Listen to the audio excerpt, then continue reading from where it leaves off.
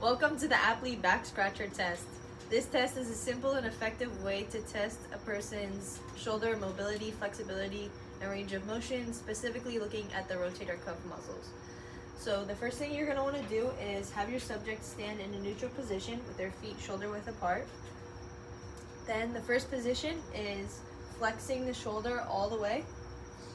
And then the second position is going to have elbow flexion and have their palm touch the base of their neck or as far down as possible on the spine. And the third position is going to be extension of the shoulder right here with the palm facing up. And then they're going to try to touch the back of their hand, the back of their wrist to their back and have their fingertips touch. So the goal of this test is to assess how close the fingertips can get to each other.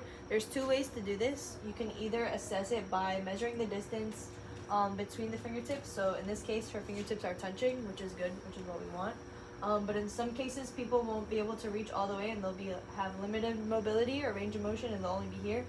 In this case, we'd measure the distance between the fingertips to give our patient a score. Another way to do it is to have the palms in a fist position. So make a fist with your hands, both of them.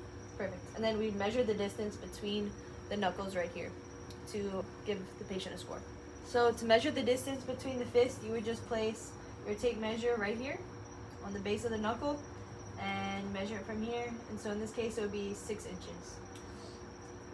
After measuring the distances between the fingertips, you're going to repeat the same process on the other arm. So this time the left arm is going to be reaching up. And then bend, extend, and bend again. And then from here, again, we can see the fingertips are touching. And we can also measure the distance between the fingertips if we need to get a good score.